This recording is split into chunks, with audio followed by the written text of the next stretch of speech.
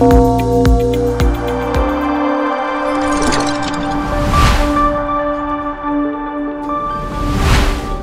Business today आज मुख्य खबर। ओडिशा रे 76 बड़ भित्तिभूमि प्रकल्प कार्यकारी। छात्री मानक सुरक्षा पई शक्तिश्री कार्यक्रम। राज्य में दुग्ध उत्पादन वृद्धि पई नेशनल डेयरी डेवलपमेंट बोर्ड एवं ओमफेड मध्य चुक्ति। तृतीय पर्याय मुख्यमंत्री आड़ीबंध निर्माण योजना। 59टी फाटक विहीन डैम रे लागिबो फाटक। टाटार नुआ हैरियर.ev। एबे विस्तृत संवाद। केंद्र सरकार पक्षर ओडिशा रे 76टी बड़ भित्तिभूमि प्रकल्प कार्यकारी करा जाउछि। एही प्रकल्प गुड़िक पई मोट 1,41,702 कोटी टंका व्यय अटकल होइछि।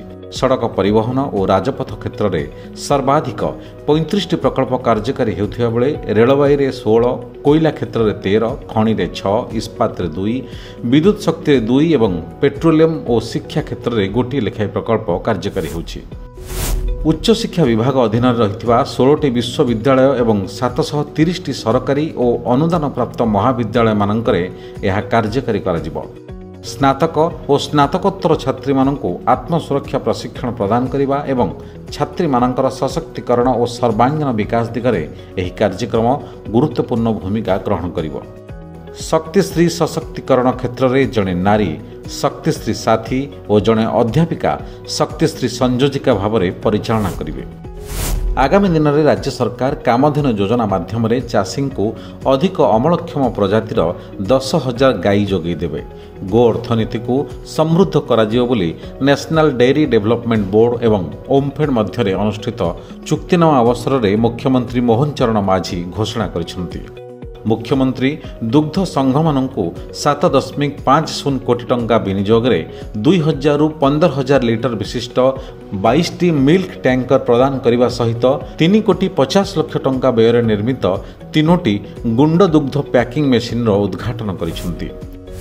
राज्य में छोट छोट नदी और नालगुड़िक आड़ीबंध निर्माण करी अधिक चाष जमी को जलसेचन व्यापक कराजिबो। एने राज्य सरकार आसंता 5 वर्ष में 2,737.45 कोटी टंका खर्च करेंगे।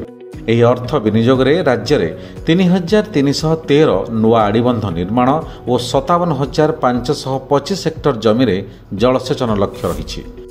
राज्यर फाटक विहीन 12 मध्यम और 47 क्षुद्र जलसेचन प्रकल्प में फाटक लगाइबा योजना रही। एथिपई 239.60 कोटी टंका व्यय कराजिबो। राज्य सरकार यह पदक्षेप जो 124 मिलियन घनमीटर अतिरिक्त जलधारण क्षमता सृष्टि हो पार। टाटा मोटर्स नुआ ईवी मॉडल हैरियर.ev बजार प्रवेश होइछि।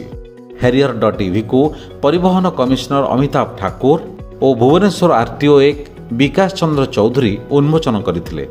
एही कार रे 5 स्टार बीएनसीपी मानर बॉडी ढांचा और लेवल 2 एडीएएस बुद्धिमता रही। एबे शेष हला आजिर संवाद। It's all of your business. Business breaking.